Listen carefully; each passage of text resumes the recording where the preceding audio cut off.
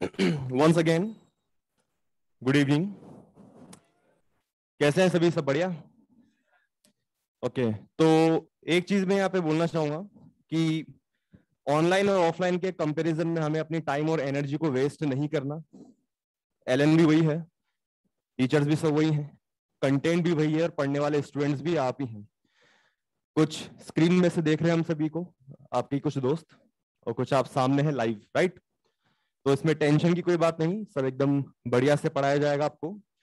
मैं यहाँ पे आपको पढ़ाऊंगा बेटा फिजिक्स में मॉड्यूल 2 का फर्स्ट चैप्टर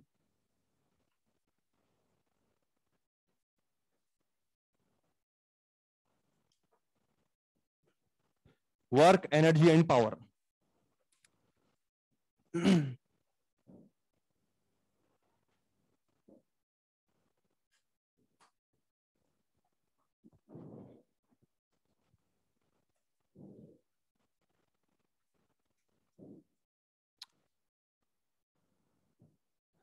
स्टार्ट करें।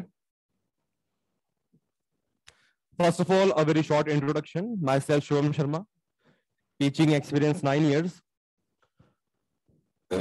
बस इतना ही शॉर्ट। इस चैप्टर को स्टार्ट करने से पहले कुछ बेसिक बातें। बेसिक मैथ्स और वेक्टर, ये दो चैप्टर्स का बहुत साउंड नॉलेज होना बहुत जरूरी है। वेक्टर के कंपोनेंट्स और थोड़ा बहुत आपको differentiation, integration, I am sure ये सब आता होगा। ठीक है, नहीं आता तो आप उसको थोड़ा सा और अच्छे से प्रैक्टिस करें, सीखें, कोई दिक्कत नहीं आएगी। स्टार्ट करते हैं बेटा। यहाँ पे work energy and power, first term यहाँ पे हम ले रहे हैं वर्क। अब ये जो वर्क हम यहाँ पे डिस्कस कर रहे हैं, फिजिक्स का वर्क है, ये नॉर्मल वर्क जो आप बोलचाल की भाषा में यूज करते हो उससे डिफरेंट है। कोई फोन कर रहा है फ्रेंड आपको, अरे यार अभी बिजी हूं, कुछ काम कर रहा हूं, I am doing some work, class work, homework, whatever, ये वो वर्क नहीं है, ये फिजिक्स है। यहां पर वर्क का मतलब है कि आपने कुछ एफर्ट लगाया, इधर पुश पुल, कोई फोर्स अप्लाई किया। क्या अप्लाई किया बेटा आपने? फोर्स और कॉम्बिनेशन ऑफ फोर्सेस, और उससे कुछ इफेक्ट जनरेट हुआ, कुछ डिस्प्लेसमेंट हुआ। अब अगर कुछ डिस्प्लेसमेंट हुआ है तभी हम बोलेंगे कुछ वर्क हुआ है। ध्यान रहे, डिस्टेंस की बात नहीं की, बात किसकी कर रहे हैं हम यहाँ पे? डिस्प्लेसमेंट। अगर कुछ फोर्स लगाने पे अगर कुछ डिस्प्लेसमेंट हुआ है, then we will say the work is said to be done. यानी कि वर्क को हम क्या बोलेंगे? इट इज डिफाइंड एज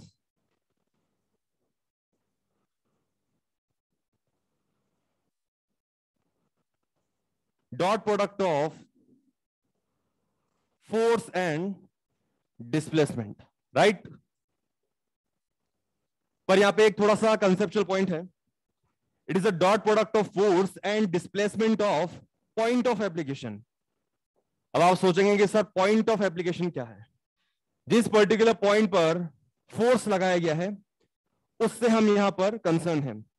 लिखे नहीं, एक मिनट सुने, पूरा चांस मिलेगा आपको लिखने का, डोंट वरी। थोड़ा स्पाइन स्ट्रेट, अलर्ट, थोड़ा सा अटेंटिव माहौल, फिजिक्स की क्लास है अपनी, राइट? तो वर्क को हमने बेसिकली बेटा डिफाइन कैसे किया है? As the dot product of force and displacement of point of application. मतलब अगर फोर्स एफ अप्लाई करने पे किसी ऑब्जेक्ट में डी डिस्प्लेसमेंट जनरेट हुआ, तो इस एफ और डी के डॉट प्रोडक्ट से जो क्वांटिटी मिलेगी उसे हम क्या बोल रहे हैं बेटा? वर्क। और डॉट प्रोडक्ट आपने पढ़ा है, ए डॉट बी बराबर क्या ए बी कॉस थीटा होता है? सेम वे में एफ डॉट डी बराबर क्या हो जाएगा? F D cos theta. F magnitude of force, D magnitude of displacement, जितना ऑब्जेक्ट वो ट्रेवल किया है, डिस्प्लेस हुआ है, and theta is the angle between F and D. क्या बेटा फोर्स वेक्टर क्वांटिटी है? यस। डिस्प्लेसमेंट भी कौन सी क्वांटिटी? Vector quantity. और आप जानते हैं दो वेक्टर क्वांटिटी को जब आप डॉट प्रोडक्ट करते हैं, मतलब स्केलर प्रोडक्ट, तो उससे आउटकम क्या निकलता है? एक स्केलर क्वांटिटी। डॉट प्रोडक्ट को स्केलर क्वांटिटी क्यों कहते हैं? क्योंकि उससे मिलने वाला जो आउटकम है उसमें सिर्फ क्या है बेटा? मैग्नीट्यूड, डायरेक्शन नहीं है। अरे आ रही बात समझ में? जब आप आर क्रॉस एफ करते हो तो मिलता है टाउ, टॉर्क। आपने वेक्टर में पढ़े होंगे क्रॉस प्रोडक्ट के क्वेश्चन। तो प्रोडक्ट दो टाइप का था वहां पे बेटा, एक डॉट प्रोडक्ट और एक क्रॉस प्रोडक्ट। डॉट प्रोडक्ट को बोलते हैं स्केलर प्रोडक्ट और क्रॉस प्रोडक्ट को बोलते हैं वेक्टर प्रोडक्ट, इनके आउटकम के अकॉर्डिंग। डॉट प्रोडक्ट से मिलने वाला जो अपना प्रोडक्ट है, इट इज ए स्केलर, तो इसलिए इसको हम क्या बोलते हैं? स्केलर प्रोडक्ट भी कहते हैं। तो बताइए वर्क कैसी क्वांटिटी है? Obviously F D cos theta में सिर्फ एक न्यूमेरिकल वैल्यू ही निकल के आएगी, तो हम बोल सकते हैं कि सर स्केलर प्रोडक्ट में से यहां पे निकाला है इसको, तो वर्क एक कौन सी क्वांटिटी है? स्केलर क्वांटिटी है। अब ये हमने बात करी एफ डॉट डी, थोड़ा सा इसको डायग्राम बना के देख लेते हैं। मान लेते हैं फिलहाल मैं एग्जांपल यहां पर लेता हूं बेटा एक कांस्टेंट फोर्स का। फोर्स यहां बेटा दो टाइप के होते हैं, मैं आपको बता दूं। फॉर एग्जांपल अगर मैंने ब्लॉक के ऊपर फोर्स लगाया 10 न्यूटन और एक लगा रखा है 10 टी न्यूटन, क्या डिफरेंस है दोनों में?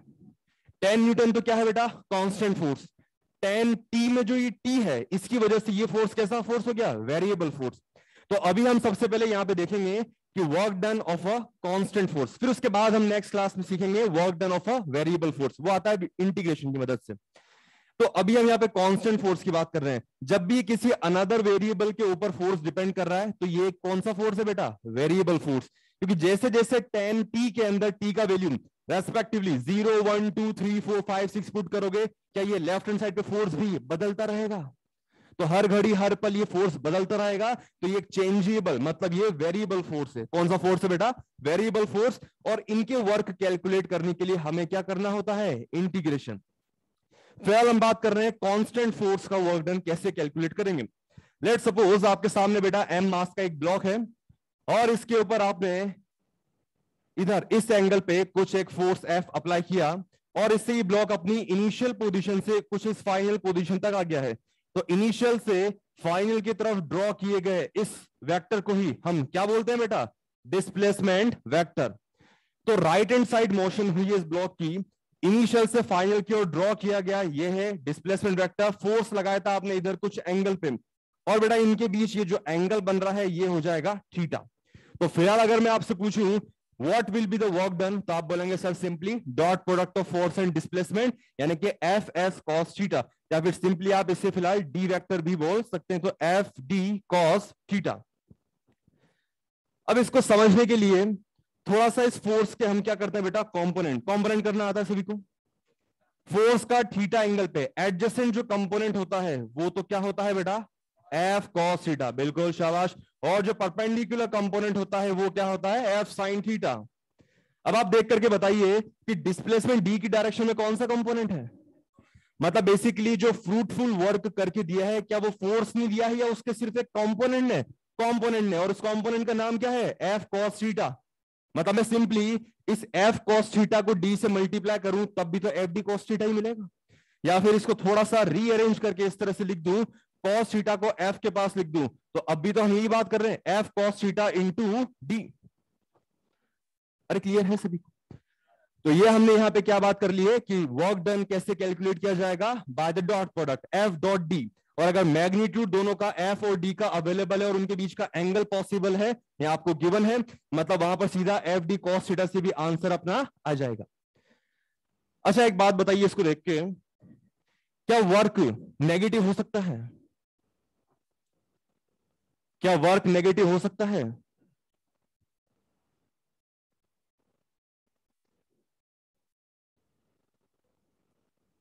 क्या वर्क नेगेटिव हो सकता है? कितने लोग कहते हैं नो सर? कितने लोग कह रहे हैं यस सर? कितने लोग कुछ नहीं कह पा रहे? ओके कोई बात नहीं। यहां पे अभी हम सीखेंगे थोड़ी देर में nature of work and there are 3 possibilities, तीनों पॉसिबल हैं। Work can either be positive, negative और जीरो। डिपेंड करता है कि एफ डॉट डी जो आपने लिया है इनके बीच एंगल कितना है। क्या फिलहाल आपको ये जो एंगल थीटा है एक्यूट नजर आ रहा है? लेस देन 90, और लेस देन 90 मतलब फर्स्ट क्वाड्रेंट, तो A S T C rule, A मतलब ऑल पॉजिटिव, ऑल पॉजिटिव तो कॉस क्या देगा? पॉजिटिव। इसका मतलब तब वर्क हमें क्या मिलेगा यहाँ पे? पॉजिटिव। थीटा अगर ऑब्ट्यूज है greater than 90 but less than 180 और 180 के बराबर भी हो सकता है, तो ये सेकंड क्वाड्रेंट में अगर पड़ेगा तो कॉस थीटा क्या हो जाएगा? नेगेटिव। तब वर्क क्या मिलेगा? नेगेटिव। और एक स्पेशल केस है, अगर थीटा 90 हो जाए मतलब force and displacement are mutually perpendicular, theta 90 और कॉस 90 कितना होता है? तो वर्क भी कितना हो गया, 0। क्लियर है बेटा सभी को? तो ये तो हमने बात करी इसकी बेसिक डेफिनेशन की। It is the dot product of force and displacement of point of application. It is a scalar quantity. अब लगे हाथ बेटा इसके यूनिट डायमेंशन की भी बात कर लेते हैं।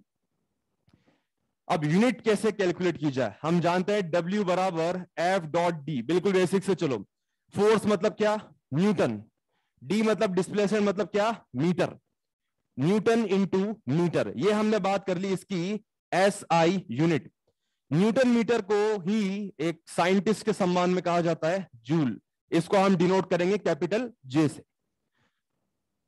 इंटरनेशनल सिस्टम SI, इसमें हो गया जूल। और CGS system, centimetre gram second system, इसके अंदर जो यूनिट होती है वो होती है बेटा अर्ग। और इनके अंदर एक इंपॉर्टेंट रिलेशन भी होता है जो शायद आपने UND चैप्टर में पढ़ा होगा, यूनिट डायमेंशन हो चुका आई थिंक। तो उसमें एक रिलेशन होता है 1 जूल इज इक्वल टू 10⁻⁷ अर्ग। और अगर हम डायमेंशन भी इसका बताना चाहें तो वो भी बता सकते हैं। कौन बताएगा डायमेंशन कितना होगा? आसान है। साइड में यहां पे देख लो, F.D। F मतलब फोर्स। फोर्स का क्या होता है, M1 L1 T-2। ये तो मालूम है सभी को। चलो मान लेते ये भी नहीं पता। फोर्स क्या होता है बेटा, मास इंटू एक्सेलरेशन। और यहां पर डिस्प्लेसमेंट D, तो MAD। M मतलब यहां पे मास की बात कर रहे हैं M1। एक्सेलरेशन मीटर पर सेकेंड स्क्वायर मतलब L1T-2। और D मतलब डिस्प्लेसमेंट मतलब लेंथ की बात हो रही है, तो ये कितना हो जाएगा, L1। क्लिक हो रहा है सभी को? तो M1 L1 T-2, ये तो एटलीस्ट रट ही लो, काम आता ही रहता है। फोर्स का तो डायरेक्टली पता होना चाहिए। बस यहां पर एक और एक्स्ट्रा चीज क्या आ गई, L1। तो L1 और L1 मिलके कितना हो गया, L2। तो इसका डायमेंशन सिंपली कितना हो जाएगा बेटा, M1 L2 T-2। और ये सही, और ये सभी यूनिट डायमेंशन जो आपको फिलहाल यहां पर दिख रहा है, ये दोनों ही एनर्जी के लिए भी एप्लीकेबल है। एनर्जी की यूनिट भी जूल ही है, CGS में अर्ग है, और उसका भी डायमेंशन M1 L2 T-2 ही होगा। तो ये बात हमने कर ली बेटा इसके यूनिट एंड डायमेंशन की। अब मैं यहां पर एक स्टेटमेंट बोलूंगा और आपको बताना है कि वो सही है या नहीं। दो ऑब्जर्वर हैं, क्या उन दोनों ऑब्जर्वर के अकॉर्डिंग किसी पर्टिकुलर टास्क का कैलकुलेटेड वर्क डिफरेंट हो सकता है? फिर से बोलता हूं, क्या दो अलग अलग ऑब्जर्वर के अकॉर्डिंग किसी पर्टिकुलर टास्क का कैलकुलेटेड वर्क डिफरेंट हो सकता है? ऐसा क्यों कह रहे हैं आप? कौन बताएगा? यस, कौन बोला? Frame of reference. Frame of, question के अंदर ही आंसर छुपा हुआ था। मैंने क्या वर्ड मेंशन किया, ऑब्जर्वर। ऑब्जर्वर मतलब फ्रेम ऑफ रेफरेंस। डायरेक्टर ये तो बोलता है मूवी में, साउंड कैमरा एक्शन, तो ये क्या उसका फ्रेम, वो क्या है, ऑब्जर्वर। मान लीजिए आपके दो फ्रेंड्स ट्रेन में ट्रेवलिंग कर रहे हैं, वो अभी बस बैठे हैं, ट्रेन रुकी हुई है और आप बाहर से उनको सी ऑफ करने के लिए आए हैं। ट्रेन जैसे जैसे बेटा आगे जा रही है, आप क्या ऑब्जर्व कर रहे हो कि आपके रास्ते में ट्रेन कहां जा रही है, आगे। दो फ्रेंड्स जो ट्रेन में बैठे हैं उनको क्या फील हो रहा है कि ट्रेन के रिस्पेक्ट में, यानी उनके रिस्पेक्ट में आप कहां जा रहे हो, पीछे। बात समझ में आ रही है? अब अगर मैं पूछूं कि वो पर्सन डिस्प्लेस हुआ, आप बोलोगे हाँ बिल्कुल ट्रेन आगे जा रही है, मेरे फ्रेंड्स डिस्प्लेस हो रहे हैं। दोनों फ्रेंड्स भी क्या बोलेंगे कि हमारा दोस्त कहां डिस्प्लेस हो रहा है, पीछे की ओर। लेकिन वो दोनों फ्रेंड्स ट्रेन रुकी हुई थी तब भी और ट्रेन चल रही तब भी एक दूसरे के सामने ही तो बैठे हैं। वो एक ट्रेन का पार्ट ही तो है, फ्रेम का पार्ट ही तो है। तो उनका रिलेटिवली एक दूसरे के रेस्पेक्ट में डिस्प्लेसमेंट हमेशा कितना रहेगा, 0। तो ध्यान रहे, वर्क के अंदर जो F.D है, ये D डिस्प्लेसमेंट किस पर डिपेंड करता है, ऑब्जर्वर, फ्रेम ऑफ रेफरेंस। तो डिस्प्लेसमेंट फ्रेम ऑफ रेफरेंस पर डिपेंडेंट है, इसलिए वर्क भी किस पर डिपेंडेंट है, फ्रेम ऑफ रेफरेंस। अलग अलग ऑब्जर्वर के अकॉर्डिंग कैलकुलेटेड वर्क क्या हो सकता है बेटा, अलग अलग। इसको आगे और डिटेल में ले लेंगे किसी क्वेश्चन के थ्रू। फिलहाल बस आप इतना सा ध्यान रखें, वर्क डिपेंड्स ऑन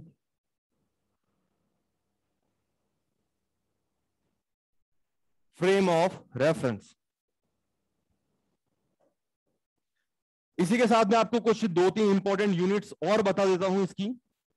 पर वो इंपॉर्टेंट आपके 12th में है, जब आप इलेक्ट्रॉनिक्स वाला पार्ट पढ़ेंगे, मॉड्यूल्स 5 6 स्पेशली इलेक्ट्रोमैग्नेटिज्म वगैरह। अभी इसकी इतनी जरूरत नहीं है, पर अभी हम यहाँ पर बात कर रहे हैं वर्क की, एनर्जी की, तो लगे हाथ उसकी यूनिट आपको बता देते हैं। एक यूनिट होती है बेटा 1 EV, इलेक्ट्रॉन वोल्ट। इलेक्ट्रॉन का चार्ज मालूम है सभी को? बिल्कुल, शाबाश। 1.6 इंटू 10 to the power -19, तो 1 EV हो जाएगा 1.6 into 10 to the power -19 and unit joule. कभी कभी 1 मेगा इलेक्ट्रॉन वोल्ट का भी यूज किया जाता है। मेगा मतलब समझते हो ना, 10 की पावर +6। तो 10 की पावर 6 इसमें और ऐड करोगे -19 में, तो +6 और -19 कट के कितना बचा? -13। तो 1 मेगा इलेक्ट्रॉन वोल्ट मतलब 1.6 into 10 to the power -13 joule. इसी के अलावा पावर से रिलेटेड भी एक यूनिट चलती है, 1 किलोवाट आवर। ये आगे पावर जो टॉपिक आएगा उसमें देख लेंगे। 1 किलोवाट, वाट किसका यूनिट है? पावर का, आगे बता देंगे। किलोवाट मतलब कितना हो गया बेटा? 1000 वाट। और आवर मतलब कितने सेकंड हो गए? बिल्कुल, 3600 सेकेंड्स। 1 आवर मतलब 60 मिनट, उसको फर्दर कंटिन्यू करा सेकंड में कन्वर्ट करने के लिए, तो 60 से और मल्टीप्लाई किया, तो 1 किलोवाट आवर कितना हो गया बेटा? 3.6 इंटू 10 to the power 6। और ये आपने इसको वापस से किस में कन्वर्ट कर दिया है? वाट इंटू सेकंड मतलब जूल के अंदर। क्लियर है सभी को? इतना नोट करें फटाफट।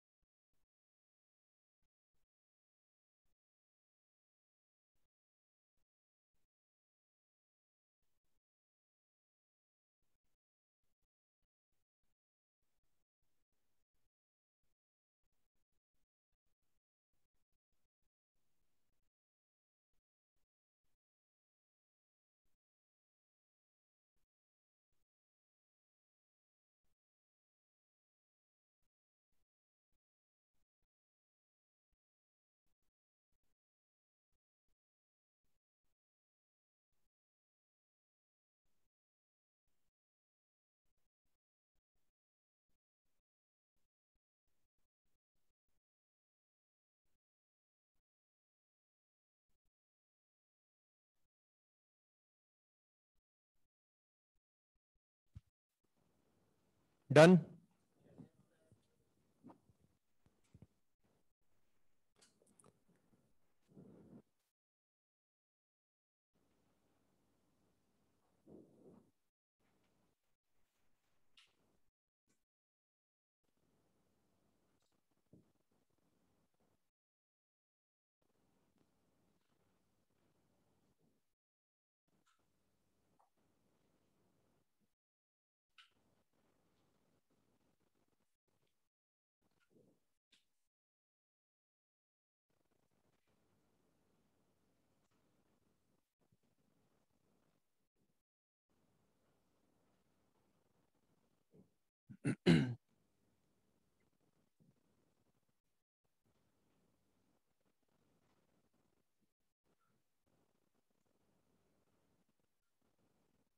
एक बात का आप लोग खास ख्याल रखें,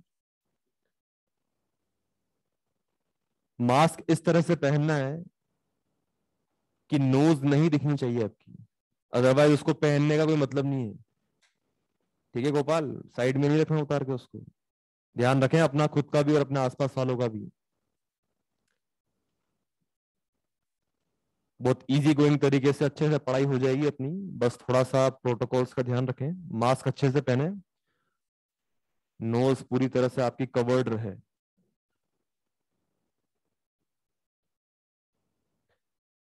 समझ सकता हूँ थोड़ा सा अनकंफर्टेबल है, आपको तो सिर्फ बैठना है, हमें पढ़ाना भी है मास्क पहन के। So I can feel how uncomfortable it is, but still खुद का और आसपास वालों का सबका ध्यान रखना है, इसलिए मास्क अच्छे से लगाएं। लिख लिया हुआ आई थिंक।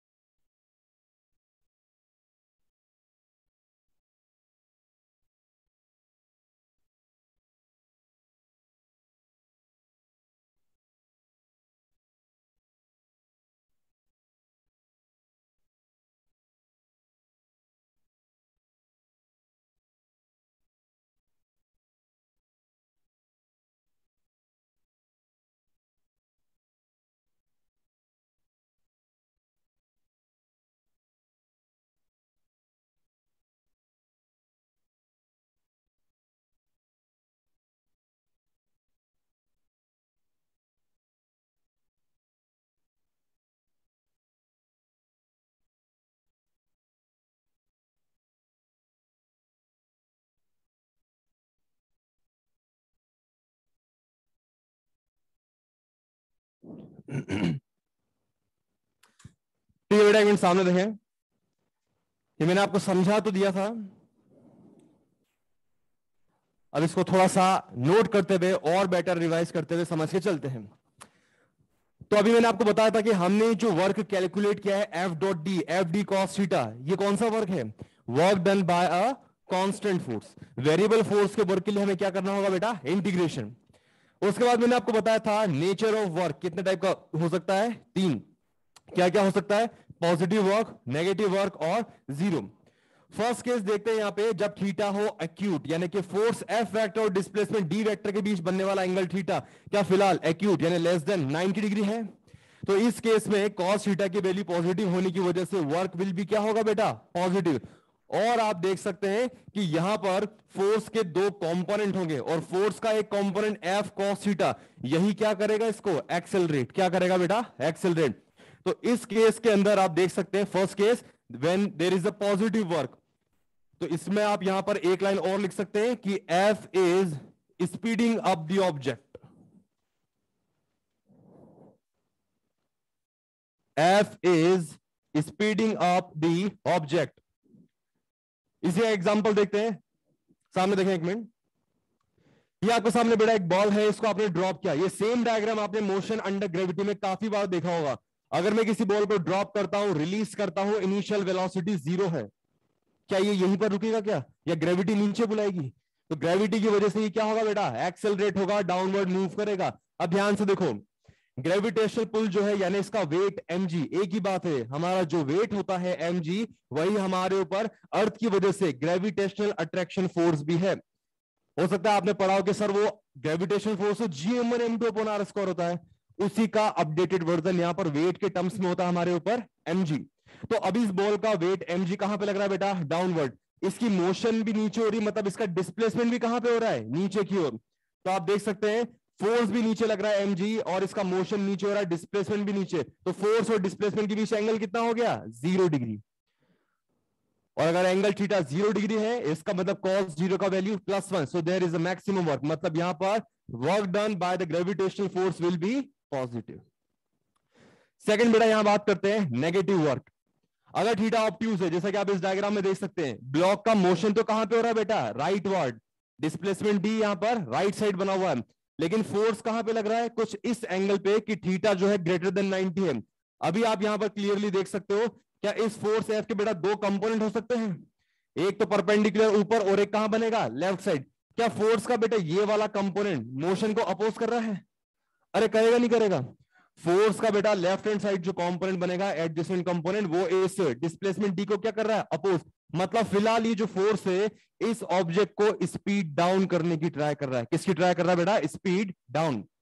बाइक आप सभी ने चलाई होगी कभी ना कभी, तो आपके हाथ में जो होता है उसको हम क्या बोलते हैं बेटा? एक्सेलरेटर।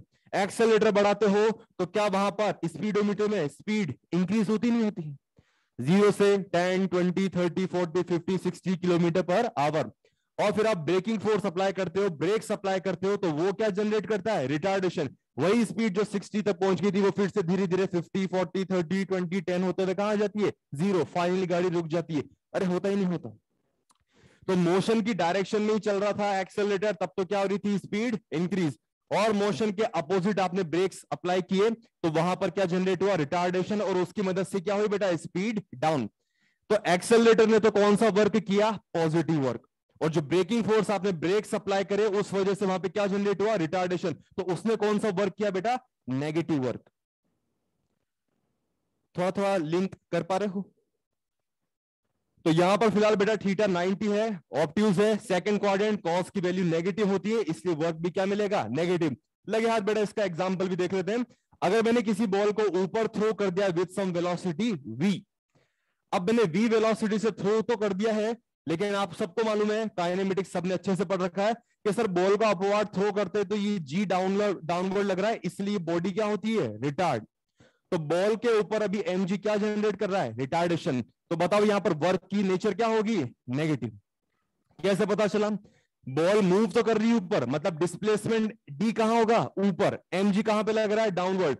ये क्या होगा आपस में? Anti parallel. थीटा कितना हो गया? 180 डिग्री। और थीटा 180 तो कॉस 180 का वैल्यू कितना होता है बेटा? -1।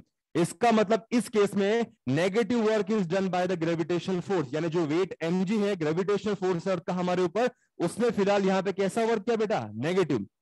बस पाथ चेंज हो गया। प्रीवियस केस के अंदर बॉल कहां पे आ रही थी, डाउनवर्ड, mg हमेशा कहां लगता है, डाउनवर्ड, तो यहां वर्क कैसा था, पॉजिटिव। ग्रेविटी की वजह से बॉल क्या हो रही थी, एक्सेलरेट। यहां बॉल कहां मूव कर रही है, अपवर्ड, mg कहां लग रहा है हमेशा as usual, downward, anti parallel, तो वर्क क्या हो जाएगा, negative. Ball is retarding due to gravity. Hello, समझ आ रहा है सभी को? जीरो वर्क की कंडीशन क्या क्या हो सकती है, एफ डी कॉस थीटा में एफ भी जीरो हो सकता है अगर आपने साइमल्टेनियसली बहुत सारे फोर्सेस इस तरह से अप्लाई करे कि उनका नेट फोर्स जो है वो क्या हो जाता है बेटा, जीरो। नेट फोर्स अगर जीरो हो गया है तो वहां पर वर्क क्या होगा, नहीं होगा। अब जैसे ये बोर्ड ही है, काफी भारी भरकम, मैं इसको पुश कर रहा हूं, फोर्स अप्लाई कर रहा हूं, तो डिस्प्लेसमेंट हुआ क्या, नहीं। मतलब भले ही मैंने इफेक्ट डाला, पुश किया, एफ लगाया, लेकिन there is no displacement, D zero है, तो उस केस में वर्क कितना हो जाएगा बेटा, जीरो। और अगर थीटा 90 है तो कॉस 90 का वैल्यू जीरो होने की वजह से भी वर्क कितना हो जाएगा, जीरो। ये तीनों पॉइंट्स मैंने फिर से यहां पे लिख दिए हैं। अगर नेट फोर्स जीरो है तो वर्क डन जीरो है, डिस्प्लेसमेंट नहीं हुआ किसी कारण से, भले ही आपने फोर्स लगा रखा है, तब भी वर्क कितना हो गया बेटा, जीरो। WD मतलब work done is zero. Work done is zero if a force is perpendicular to the displacement. अब आप सोच रहे होंगे कि सर ये फोर्स तो परपेंडिकुलर था, तो ये ब्लॉक जो है राइट वार्ड कैसे मूव हुआ, there is some other force. बात समझ में आ रही है? ऐसा नहीं कि मैंने यहां पे सारे फोर्सेस को ड्रॉ कर रखा है, भले आपने फोर्स एफ ऊपर लगा रखा है, ब्लॉक का डिस्प्लेसमेंट हुआ राइट वर्ड म्यूचुअली परपेंडिकुलर, इसका मतलब वर्क डन बाय एफ। यहां पे और भी कोई फोर्सेस हो सकते हैं जो मैंने फिलहाल ड्रॉ नहीं किए, मेरा ओरिएंटेशन सिर्फ इस एफ के ऊपर है। ब्लॉक राइट साइड मूव हुआ, बहुत बढ़िया बात है, इसके लिए कोई और रेस्पॉन्सिबल होगा, लेकिन फिलहाल इसकी मोशन के परपेंडिकुलर जो फोर्स है इसने तो कोई वर्क नहीं किया, क्योंकि वर्क डन बाय फोर्स क्या हो जाएगा, एफ डी कॉस 90, और कॉस 90 का वैल्यू कितना हो गया बेटा, जीरो। चलिए थोड़ा सा दिमाग लगाते हैं। एक वर्ड होता है सेंट्रीपिटल फोर्स, नाम सुना है? अरे सुना ही नहीं सुना है? सेंट्रीपिटल फोर्स बेटा कोई अलग से फोर्स नहीं नेचर में, नेचर में अवेलेबल फोर्सेस क्या क्या होते हैं मैं बताता हूं। अर्थ और सन, इनके बीच में फोर्स है ग्रेविटेशनल फोर्स। कौन सा फोर्स है बेटा? प्रोटॉन जो न्यूक्लियस में बैठे हैं उनको बाहर रिवॉल्व करने वाले electron which are oppositely negatively charge, उनके बीच में होता है इलेक्ट्रोस्टैटिक फोर्स। कौन सा फोर्स होता है? Electrostatic force. स्प्रिंग में स्प्रिंग फोर्स, स्ट्रिंग के अंदर टेंशन फोर्स, सरफेस के परपेंडिकुलर ऊपर की तरफ नॉर्मल रिएक्शन, और सरफेस के अलोंग भी मिलता है रिलेटिव मोशन का अपोज करने के लिए फ्रिक्शन, जो शायद आपने आज पढ़ा भी होगा। अरे पढ़ा नहीं पढ़ा आज? सर पढ़ा रहे ना फ्रिक्शन। तो ये जो भी मैंने नाम लिए, टेंशन इन द स्ट्रिंग, फिर spring force, electrostatic force, gravitational force, ये सभी नेचुरल फोर्सेस हैं। इनमें से ही कोई एक उस पर्टिकुलर केस के अंदर रोल प्ले कर रहा होता है, किरदार निभा रहा होता है, किसका? सेंट्रीपिटल फोर्स का। तो सेंट्रीपिटल कोई एक अलग से फोर्स नहीं है, ये एक वेराइटी है। And the role of centripetal force can be played by any natural force in the universe. अगर आप सन की बात करें, चारों तरफ अर्थ और बाकी सब प्लैनेट्स भी रिवॉल्व कर रहे हैं, अरे कर रहे नहीं कर रहे, तो वो किस वजह से बंधे हुए हैं? सन के स्ट्रॉन्ग ग्रेविटेशन पुल की वजह से। सन को आप एकदम से यहां पे अर्थ रिवॉल्व कर रही है, सन को आप बेटा अचानक से गायब कर दोगे तो अर्थ रिवोल्यूशन छोड़ के जिस भी मोमेंट पे आपने सन को हटाया, उस वक्त जो भी उसकी टेंजेंशियल वेलोसिटी थी अर्थ की, वो उसी तरफ लीनियरली मूव कर जाएगी। पतंग सबने लूटी है? पतंग तो लूटते होंगे, सकरात में पतंग उड़ाते नहीं उड़ाते हैं? या पूरी जनरेशन पबजी वाली हो चुकी है? करते नहीं करते? तो बेटा जब आप काइट फ्लाई कर रहे हो, पतंग उड़ा रहे हो, तो वहां पर अक्सर आपने क्या करा यार, पतंग की शॉर्टेज, अब क्या करें, चलो एक छोटा सा स्टोन लिया और स्ट्रिंग से ऐसे फेंका पड़ोसी की पतंग लूटने के लिए। हे भगवान, अरे पतंग नहीं उड़ाते क्या? तो बेटा आपने क्या किया, चलो पतंग छोड़ दो, ये स्ट्रिंग है, ये स्टोन है, आपने उसको रिवॉल्व किया, तो अभी रिवॉल्व हो पा रहा है, सर्कुलर पाथ में मूव कर रहा है। किससे मूव कर रहा है स्टोन? सर्कुलर पाथ पे।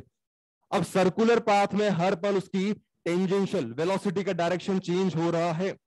और आप एक बात जानते हो, वेलोसिटी का डायरेक्शन चेंज मतलब वेलोसिटी चेंज, और वेलोसिटी चेंज मतलब देयर इज एन एक्सेलरेशन, और देयर इज एन एक्सेलरेशन मतलब यहां पे कोई फोर्स है, और वो फोर्स कौन सा फोर्स होता है? Centripetal force. कौन सा फोर्स होता है? क्योंकि किसी भी मोमेंट पर अगर मान लो इस मोमेंट पर स्ट्रिंग ब्रेक हो गई, तो अब वो सर्कुलर पाथ में रिवॉल्व नहीं करेगा स्टोन, वो इस मोमेंट पे स्ट्रिंग ब्रेक हुई, अब वो इसी डायरेक्शन में हॉरिजॉन्टली फ्लाई कर जाएगा। बात समझ में आ रही है? स्ट्रिंग टूटी, टेंशन खत्म, सेंट्रीपिटल फोर्स खत्म, सर्कुलर पाथ लीव कर देगा ऑब्जेक्ट और टेंजेंशियली फ्लाई कर जाएगा। तो बेसिकली कुल मिला के मतलब यह है कि अगर आपसे कोई पूछे, मैंने इस पे काफी कुछ हिंट दे दिया है आपको, अगर मैं आपसे पूछूं what will be the work done by the centripetal force, तो आप क्या बोलेंगे? जीरो। क्या बोलेंगे? दिमाग में लाइन फिट कर लो हमेशा कि work done bye centripetal force will always be zero. ये लाइन में यहां पे लिख भी दूंगा, फिलहाल आप यहां तक नोट करें इसको। ये लेफ्ट हैंड साइड वाला पोर्शन रब कर दें। अच्छा लिखो लिखो।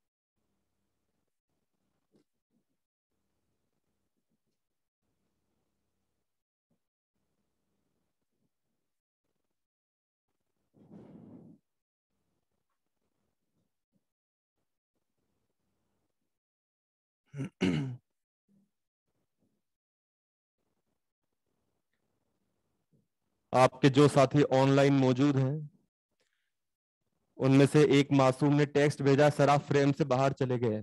बेटा फ्रेम से बाहर नहीं गया, बच्चे नोट कर रहे हैं इसलिए बोर्ड के सामने से हटा हुआ हूं मैं।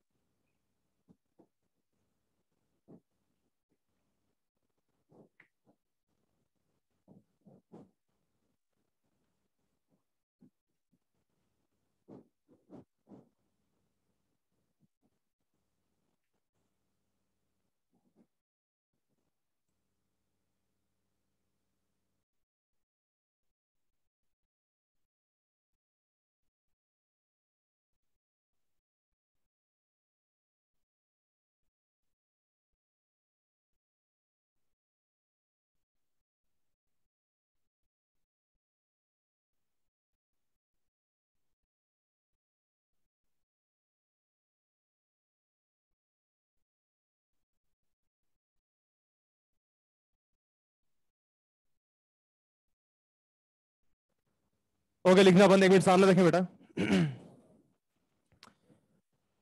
थोड़ा और इसको बेटर तरीके से लेते हैं, जो मैंने आपको बताया अभी अभी कि work done bye centripetal force is always zero. Usually इसे डिटेल में एक चैप्टर में बताया जाता है जिसका नाम है सर्कुलर मोशन, बहुत जल्दी स्टार्ट होगा।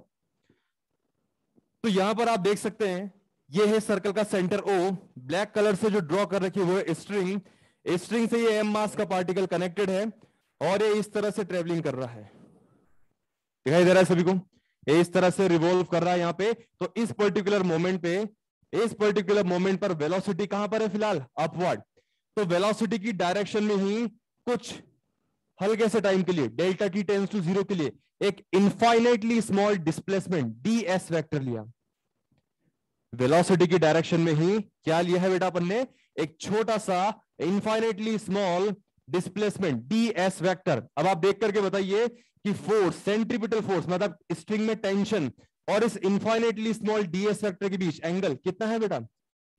और अगर एंगल हमेशा ही 90 है तो बोलो वर्क कितना होगा, 0। अब आप सोच रहे हैं सर हमेशा कैसे, क्योंकि जैसे जैसे आप मूव करते जाएंगे, आप सामने के सामने देखिए, ये इस मोमेंट की अभी स्थिति है, थोड़ा सा और आगे चलोगे तो वेलोसिटी तो हमेशा टेंजेंशियल, आप कहीं पर भी हो, यहां हो तब भी 90 डिग्री, इधर पहुंच जाएंगे तब भी एंगल कितना बन रहा है, 90। और अगर घूम के आप इस तरफ भी आ गए तब भी कितना है, 90। तो आप देख सकते हैं कि हर इंस्टेंट पर टेंजेंशियल वेलोसिटी और रेडियस के अलोंग इनवर्ड लगने वाले सेंट्रीपिटल फोर्स के बीच एंगल हमेशा कितना रहेगा, 90, because radius and tangent are always mutually perpendicular. That's why work done by centripetal force is always 0. कभी कभी क्वेश्चन ऐसे आते हैं, पूरी झांकी बांधी जाती है, एम मास का एक पार्टिकल v वेलोसिटी से सर्कुलर हॉरिजॉन्टल पाथ में ट्रेवल कर रहा है connected by string of length l, तो वर्क डन कितना होगा। अब अच्छा लगा था, अच्छा m इतना, v इतना, l इतना, सेंटीमीटर वो M V square by l, एक पूरा पार्ट। अच्छा हकीकत में वो कौन सा क्वेश्चन है, कंसेप्चुअल, और उसका आंसर कितना होगा, work done bye centripetal force is always, बनाए इसको।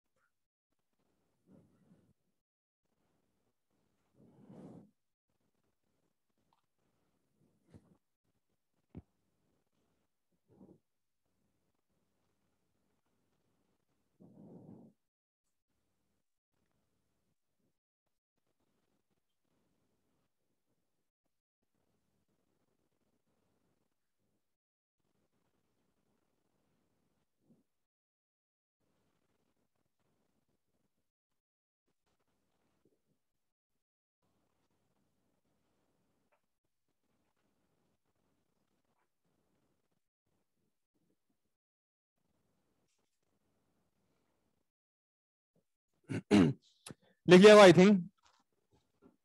तो यहां आपके सामने बेटा दो बेसिक से क्वेश्चन है आपके नॉलेज टेस्ट करने के लिए और एक क्रॉस चेक के लिए कि आपको अभी तक आज का जो भी हमने कॉन्सेप्ट फिलहाल अभी पढ़ लिया है वो क्लियर हो गया है। फ्रिक्शन अभी आपके स्टार्ट हुआ ही है, डोंट वरी। यहां पे आपसे अमाउंट ऑफ फ्रिक्शन कितना है या उसका वर्क कितना ये नहीं पूछा, आपको सिर्फ नेचर फाइंड करना है। सामने देखें सभी, लिखना बंद, स्पाइन स्ट्रेट, सीधा बैठे। जब मैं बोलूं पेन छोड़ दो तो उसको रहने दो, समझ लो पहले, बिना समझे लिखा हुआ वैसे भी कोई मतलब का नहीं है। यहां आपके सामने बेटा एक ब्लॉक है, इस पर मैंने एक फोर्स एफ अप्लाई किया राइट साइड में और इस वजह से मोशन राइटवर्ड हुई और ये ब्लॉक की फाइनल पोजीशन है। मतलब यहां पर राइट साइड ये ब्लॉक क्या हो गया बेटा, डिस्प्लेस हो गया। तो फिलहाल इस पर लगने वाले टोटल फोर्स कितने हो गए? 1 कौन बोला बेटा? 2 तो मैंने बना ही दिए। टोटल कितने फोर्स है यहां पे बेटा? 4। कौन कौन से? एक तो है applied external force F, rough surface यहां पे लिखा हुआ है, तो रिलेटिव मोशन का अपोज करने के लिए पीछे की तरफ क्या लग रहा है? एफ आर, मतलब फ्रिक्शन। एज यूजुअल यहां पर 2 फोर्स और हैं, मास अगर इसका एम है तो डाउनवर्ड क्या लग रहा होगा? एम जी, और अपवर्ड क्या लग रहा होगा? सरफेस की वजह से नॉर्मल रिएक्शन।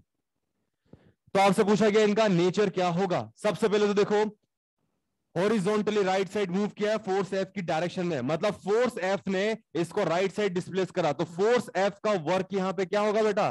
पॉजिटिव। ये वर्क के नीचे छोटा सा फोर्स का सिंबल लिख दिया, मतलब बस ये डिनोट कर रहा है कि work done by which force? Force capital F. तो यहां पे पॉजिटिव वर्क हुआ है और चाहो तो ब्रैकेट में रीजन लिख सकते हो, why? Because theta is 0 degree, acute angle बन रहे हैं तो फिलहाल पॉजिटिव वर्क होगा फर्स्ट क्वाड्रेंट में एंगल। फ्रिक्शन के लिए यहां पर बोलेंगे तो वर्क क्या हो जाएगा? नेगेटिव। व्हाई? बिकॉज ये डिस्प्लेसमेंट की क्या है बेटा? Anti parallel. थीटा क्या बन रहा है? 180। ब्लॉक कहां डिस्प्लेस हुआ? Right side. फ्रिक्शन कहां लग रहा है? Left side. एक दूसरे के अपोजिट डायरेक्शन में, एंटी पैरेलल है दोनों वेक्टर, इसलिए थीटा 180 और कॉस 180 का वैल्यू कितना होता है? -1, इसलिए work done by friction will be negative. इसको आम भाषा में ऐसे समझ सकते हैं, अरे सुनो सुनो सुनो, मान लीजिए मेरे को किसी ने सिर्फ इतना बताया कि स्मूथ सरफेस पे, कौन सी सरफेस पे? स्मूथ सरफेस पे फोर्स एफ यहां से यहां तक इसको डिस्प्लेस करता है, तो वर्क करना पड़ा 200 जूल। कितना करना पड़ा? लेकिन अब सरफेस रफ है तो 200 जूल में उसी जगह पहुंच जाएगा या कुछ ज्यादा करना होगा? क्यों? क्योंकि फ्रिक्शन अपोज कर रहा है तो इससे लड़ना भी होगा। सपोज अभी मेरे को यहां पे वर्क करना पड़ा 300 जूल। कितना करना पड़ा? 200 जूल ने तो फ्रूटफुल रिजल्ट दिया और बचा हुआ 100 जूल कौन खा गया? फ्रिक्शन। अरे होता ही नहीं होता। अब फ्रिक्शन की टर्म्स में कैसे होता है? मान लो एक बहुत भारी भरकम बॉक्स है और मैं उसको बेटा धक्का दे रहा हूं, ब्लॉक को मैंने खिसका तो दिया आगे तक, लेकिन जब मैं उसको शिफ्ट कर रहा हूंगा तो बॉक्स और ये जो सरफेस है ये आपस में फ्रिक्शन की वजह से क्या हो सकती है? थोड़ी सी गर्म हो सकती है। थोड़ा सा अपन किसी सामान को या ब्लॉक को शिफ्ट करते हैं तो क्या कुछ चर्र पर्र का साउंड आता ही नहीं आता? तो ये हीट, वाइब्रेशन, साउंड की फॉर्म में एनर्जी का हो जाता है लॉस। बात समझ में आ रही? मतलब अगर रफ सरफेस है तो हमें कुछ एक्स्ट्रा वर्क करना होगा। क्यों? क्योंकि फ्रिक्शन यहां पे क्या कर रहा है? नेगेटिव रिजल्ट दे रहा है, रिटार्ड करने की कोशिश कर रहा है। नॉर्मल और एमजी, नॉर्मल और एमजी दोनों ही यहां पर देखो डिस्प्लेसमेंट की क्या है? परपेंडिकुलर। एमजी भी क्या है बेटा? परपेंडिकुलर। तो इन दोनों का ही वर्क डन फिलहाल कितना होगा? 0। कारण क्या है? क्योंकि दोनों का ही थीटा यहां पर कितना है? 90 डिग्री। ब्लॉक डिस्प्लेस हुआ हॉरिजॉन्टली राइटवर्ड, एक अपवर्ड लग रहा है नॉर्मल और एक एमजी लग रहा है डाउनवर्ड, तो दोनों का ही एंगल कितना बनेगा? 90, इसलिए वर्क डन कितना होगा बेटा? 0। अगला जो क्वेश्चन है, एक मिनट सामने देखें, ये मैं सॉल्व करूं या खुद से कर लोगे? कर लोगे पक्का? क्वेश्चन ये है, a force F factor is equal to 2i cap minus 3j k plus 5k cap, यहां पे यूनिट इसकी लिख लो आप newton, displaces an object from point 1 2 3 1,2,3 to 0,4,1। ये इसके इनिशियल कोऑर्डिनेट से ये फाइनल कोऑर्डिनेट है। क्या फाइनल माइनस इनिशियल करके डिस्प्लेसमेंट फाइंड कर सकते हो? और डिस्प्लेसमेंट वेक्टर आ गया तो फोर्स के साथ क्या ले लेंगे? उसका डॉट प्रोडक्ट, और डॉट प्रोडक्ट से क्या मिल जाएगा? वर्क। सॉल्व करें और मुझे बताएं वर्क का नेचर क्या है, पॉजिटिव, नेगेटिव या 0?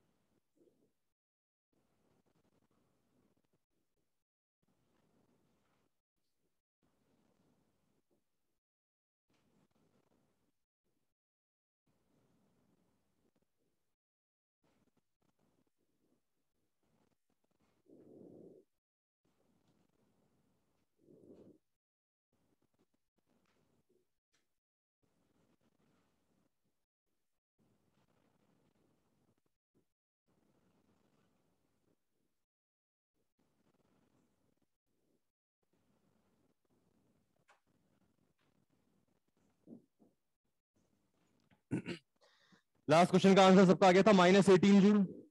तो -18 जूल क्या सिग्निफाई कर रहा है? मतलब वो फोर्स उस पर्टिकुलर ऑब्जेक्ट को क्या करने की कोशिश कर रहा है? Speed down. That's why work is negative.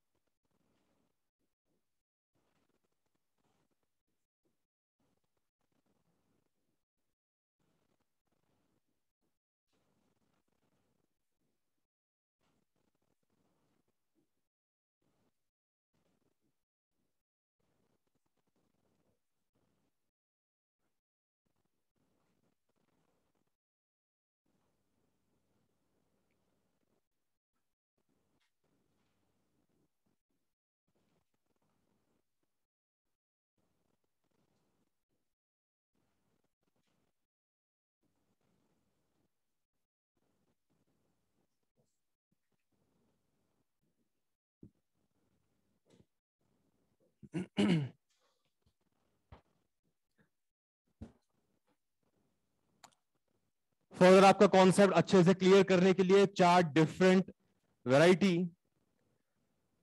Find work done by gravity. सब में एक ही काम करना है, वर्क डन निकालना है। किसका? mg का, ग्रेविटेशनल पुल का वर्क फाइंड करना है।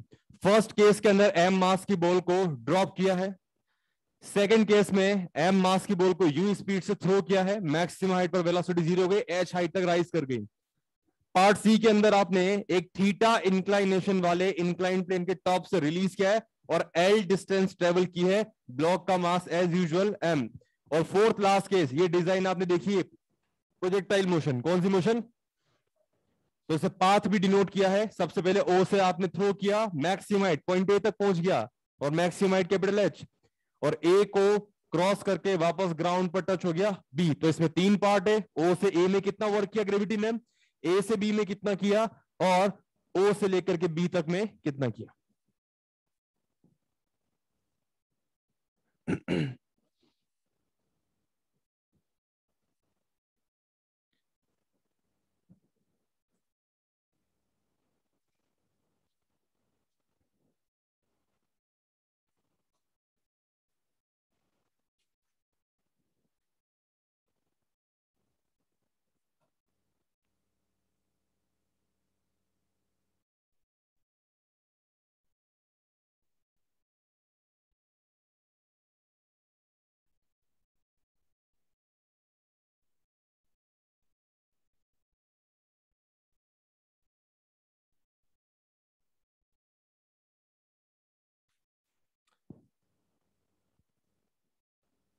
ट्राई कर पा रहे हैं बेटा सभी?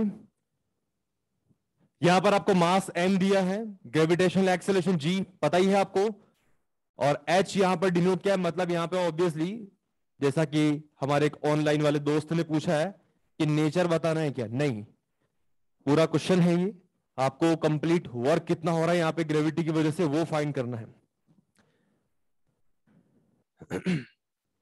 चलिए ठीक है, मैं एक्सप्लेन करता हूं इसको। निगाहें सभी की बोर्ड पे, पेन रख दो, छोड़ दो पेन छोड़ दो, बोर्ड पे स्पाइन स्ट्रेट सीधे बैठे। फर्स्ट क्वेश्चन, एम मास की बॉल को ड्रॉप किया, डाउनवर्ड फोर्स कितना लग रहा है? mg। एरो शो कर रखा है, मोशन हो रही नीचे, और इनिशियल से फाइनल पोजीशन तक। बहुत ध्यान से सीखना है पॉइंट। ये इनिशियल पॉइंट, ये final point, initial point, final point. Initial से फाइनल की तरफ ड्रॉ किए गए वेक्टर को ही क्या डिस्प्लेसमेंट वेक्टर बोलते हैं? अरे बोलते हैं ना। इनिशियल से फाइनल की तरफ ड्रॉ किए गए वेक्टर को क्या बोलते हैं? Displacement vector. तो क्या डायरेक्शन वाइज अगर मैं एच को बोलूं तो मैं क्या बोलूंगा? एच माइनस जे के। क्या बोलूंगा? एच माइनस जे के। एम जी भी कहां लग रहा है? डाउनवर्ड, मतलब एम जी माइनस जे के। क्या डायरेक्शन सेम है? अरे है तो सही। यहां पर एम जी भी कहां लग रहा है बेटा? डाउनवर्ड। mg लग रहा है डाउनवर्ड, डिस्प्लेसमेंट h भी क्या हुआ डाउनवर्ड, मतलब थीटा कितना है यहाँ पर 0 डिग्री। तो बोलो बेटा वर्क डन बाय mg कितना हो जाएगा F S cos theta. f मतलब mg, s मतलब यहां पर डिस्प्लेसमेंट h और cos 0 का वैल्यू तो आपको पता ही है।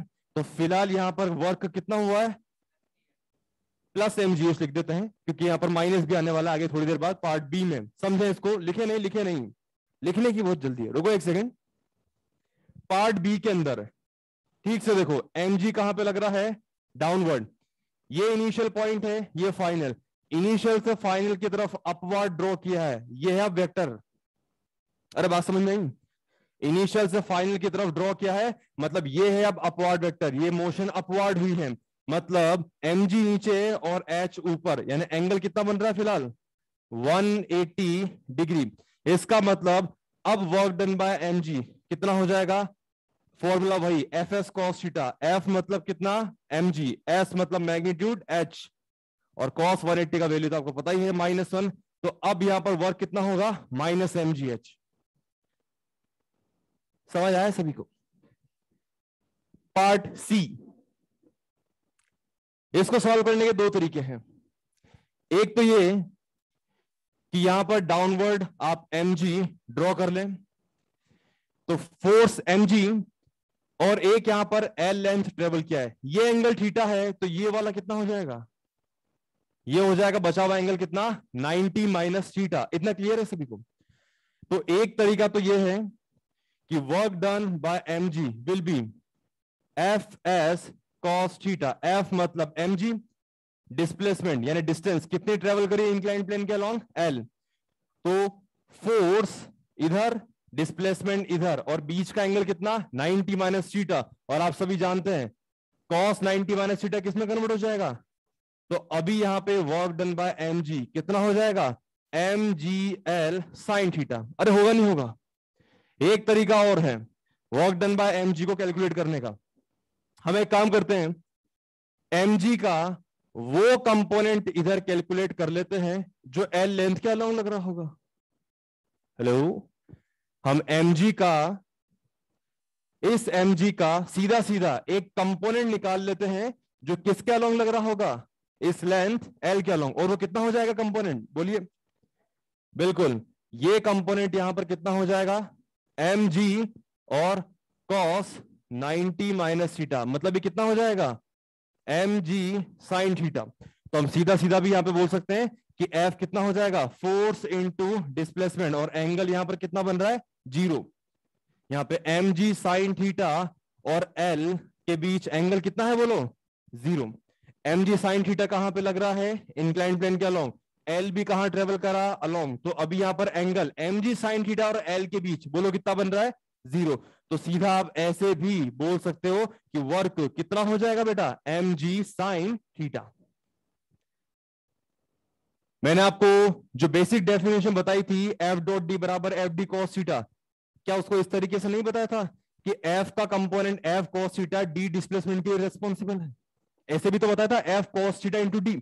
तो सेम वे में यहां पर भी mg का component mg sine theta responsible for this displacement L, तो सीधा कितना हो गया mg sine theta into L। कोई दिक्कत। लास्ट क्वेश्चन बहुत ध्यान से सीखना, ध्यान से इसलिए क्योंकि यहां पर पाथ कर्व्ड है। इससे पहले कि इसको लिखें ऊपरी पेज पे कहीं भी इंपॉर्टेंट जगह कॉपी में लिख लो ये line, gravitational field is a conservative field, gravitational field is a conservative field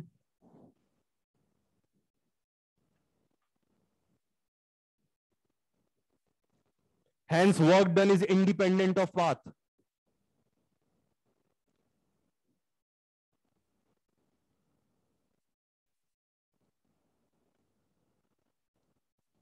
Gravitational field is a conservative field hence work done is independent of path. फुर्ती से सामने देखें, अभी सामने सामने सामने, अरे सुन लो भाई, ये है पॉइंट ए, ये पॉइंट सॉरी ये पॉइंट ओ, ये ए, ओ से ए तक गए पाथ कर्व्ड है। क्या बेटा मैं ओ से लेके ए तक एक वेक्टर ड्रॉ कर सकता हूं, अरे कर सकता हूं ना। अब मैं ओ से लेकर के ए तक वेक्टर ड्रॉ करूंगा, फिर मैं एमजी को बनाऊंगा, फिर मैं पूरा सॉल्व करूंगा। एक काम करते हैं, एमजी कहां पे लग रहा है? डाउनवर्ड। अब मैं ओ से ए तक जो वेक्टर बनाऊंगा कुछ इस तरह से ही तो बनेगा। अरे बनेगा ना। क्या इस डिस्प्लेसमेंट एस के, ध्यान रहे अब मैं कंपोनेंट किसका कर रहा हूं? डिस्प्लेसमेंट का। एमजी तो डाउनवर्ड ही हमेशा की तरह। ओ से ए तक बनाए गए डिस्प्लेसमेंट वेक्टर के किए दो वेक्टर, ये हो जाएगा एक कंपोनेंट, ये हो जाएगा दूसरा। तो ओ से ए तक जाने में डिस्प्लेसमेंट का ये तो हो गया हॉरिजॉन्टल कंपोनेंट, और ये कौन सा हो गया? Vertical component. कुछ चमका? ग्रेविटी को हॉरिजॉन्टल कंपोनेंट से कुछ लेना देना है क्या? कहां लग रही हो तो? डाउनवर्ड। इस हॉरिजॉन्टल कंपोनेंट से बनने वाला एंगल कितना? 90। उससे कोई लेना देना नहीं। अब आप ध्यान से देखो, एमजी लग रहा था डाउनवर्ड, ये वर्टिकल डिस्प्लेसमेंट कहां पे हो रहा है? अरे बोलो बोलो बोलो। अपवर्ड। इसका मतलब थीटा कितना बनेगा? 180। तो आंसर कितना हो जाएगा? Minus mgh। तो work done will be minus mgh। थोड़ा एक स्टेप आगे चले गए अपन इस क्वेश्चन में, ध्यान से देख लो।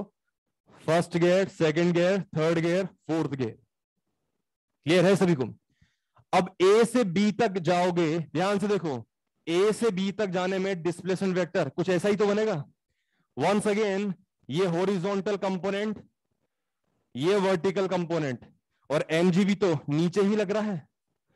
एमजी नीचे लग रहा है, वर्टिकल डिस्प्लेसमेंट एच भी कहां हुआ? नीचे। तो अब इस केस में पाथ ए बी के ऊपर वर्क डन बोलो कितना? Plus mgh। कितना हो जाएगा? कारण क्या है? अब डायरेक्टली देखो, यहां पर mg लग रहा है डाउनवर्ड, और ए से बी तक आने में हाइट वाइज डिफरेंस देखो, हाइट में कितना नीचे उतरे। पाथ को नहीं देखना, क्योंकि मैंने अभी भी बताया ग्रेविटेशनल फील्ड कैसा फील्ड है? कंजर्वेटिव। कंजर्वेटिव फील्ड वो होता है जिसमें पाथ से, रास्ते से कोई लेना देना नहीं होता। तो यहां पर ए से बी तक आने में डिस्प्लेसमेंट तो ये है, लेकिन वर्टिकल डिस्प्लेसमेंट कितना है? Downward h। mg भी डाउनवर्ड, वर्टिकल डिस्प्लेसमेंट h भी डाउनवर्ड। तो अभी आंसर क्या मिलेगा? Plus mgh। तो क्या थर्ड पार्ट का आंसर बताने की जरूरत है क्या? कितना हो जाएगा? कारण माइनस mgh और प्लस mgh। ऊपर जाने में कितना? माइनस mgh, नीचे आने में कितना? Plus mgh। टोटल कितना हो गया? और डायरेक्टली भी देख सकते हो, पाथ को नजरअंदाज करो, ओ ए बी, ओ और बी, इनिशियल और फाइनल पॉइंट क्या दोनों सेम हॉरिजॉन्टल लेवल पे? अरे है तो सही। तो वर्टिकली इनके बीच में डिफरेंस कितना हुआ? इसका मतलब work done by gravity will be 0। कितनों को आ गया समझ में? ईमानदारी से सीधा हाथ ऊपर। आज का पूरा लेक्चर अच्छे से समझ में आ गया? चलो बहुत बढ़िया, थैंक यू। एक कुछ क्वेश्चन यहाँ पे मैं होमवर्क में दे रहा हूं, फुर्ती से नोट कर लो। ये होमवर्क रोज का रोज होना चाहिए, मेरी गारंटी है कभी कोई दिक्कत नहीं आएगी। जिस दिन होमवर्क मिस हुआ, आगे का समझ में आना बंद हो जाएगा। इलस्ट्रेशन नंबर, मॉड्यूल का इलस्ट्रेशन नंबर 2 नोट कर लो बेटा फुर्ती से। इलस्ट्रेशन का module 2 work power energy, illustration number 2, illustration 3, illustration 5, illustration 6 के अंदर फ्रिक्शन का थोड़ा सा इन्वॉल्वमेंट है, नहीं समझ में आया डोंट वरी, मैं बता दूंगा। Illustration 5, 6, 7, 8, 5, 6, 7, 8। Beginner box 1 question number 1, 2, beginner box 1 का क्वेश्चन नंबर 1, 2, उसके बाद 7, 9, 7-8 क्वेश्चन हो जाएंगे बेटा सबसे। मिलते हैं नेक्स्ट क्लास में, थैंक यू।